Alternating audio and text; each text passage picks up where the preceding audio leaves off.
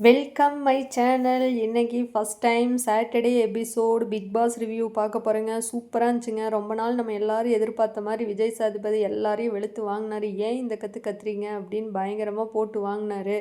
அதுக்கப்புறம் பார்த்தீங்கன்னா ஒவ்வொருத்தரையாக வச்சு வச்சு வச்சு வச்சு எவ்வளோ சொல்ல முடியுமோ அவ்வளோ சொல்லியிருக்காருங்க. ஏன்னா இது இன்டர்நேஷ்னல் லெவலில் ஒளிபரப்பாகக்கூடிய சேனல். அதில் எப்படி பேசணும்னு யாருக்குமே தெரியல. ஸோ அதை ஃபஸ்ட்டு அவர் கலைக்கு சொல்லி கொடுத்தாருங்க. அதுக்கப்புறம் பார்த்தீங்கன்னா நெக்ஸ்ட்டு கனியை எழுப்பினார். சட்டை போடாமல் இருந்ததுக்கு திவாகரத்து சொல்லியிருப்பாங்க போல் இருக்குது. அதுக்கு வேண்டி ஃபஸ்ட்டு அவங்கள கொஸ்டின் பண்ண ஆரம்பித்தார்.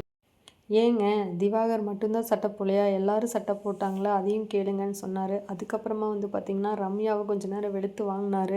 அவங்க ஏதோ டாஸ்கில் மிஸ்டேக் பண்ணிட்டாங்கன்னு. அந்த டைம் பார்த்து ரம்யாவுக்கு சப்போர்ட் பண்ணுறேன்னு கனி கம்முன்னு இருக்காமல், நீ ஒன்றும் கவலைப்படாத, அதை பற்றி பயங்கரமாக யோசிக்காதேன்னு சொல்ல, அதையும் பார்த்துட்டு மறுபடியும் லெஃப்ட் அண்ட் ரைட் வாங்கினார் விஜய் சேதுபதி சார். கேவலமாக பேசுகிற கமருதீன் எப்படியோ இந்த வாட்டி தப்பிச்சிட்டாருங்க. நிறைய விழுகுன்னு பார்த்தேன், அவரு கொஞ்சம் தப்பிச்சிட்டாரு. நெக்ஸ்ட்டு பார்த்தீங்கன்னா சபரி எந்திரிச்சார். ஸோ அவர் பேசுனதுக்கு அதுக்காக அவருக்கும் கொஞ்சம் கொடுத்தாங்க. அதுக்கப்புறம் பிரவீனோட கேப்டன்சி நல்லாவே இல்லை அப்படின்னு சொல்லி எல்லாரும் அதுக்கு கொஞ்ச நேரம் சொன்னாங்க. அதுக்கப்புறமா பார்த்தீங்கன்னா திவாகர் எந்திரிச்சார். ஸோ எப்போ பார்த்தாலும் எதுக்கு ரீல்ஸ் பண்ணிகிட்டே இருக்கிறீங்க, இங்கே என்ன ரீல்ஸ் பண்ணுறதுக்காக வந்தீங்க அப்படின்னு சொல்லிட்டு அந்த ரீல்ஸ் பண்ணும்போது 2 பேர் பின்னாடியே ஆடுறாங்களா, அவங்களுக்கு 2 திட்டு விழுந்துச்சுங்க.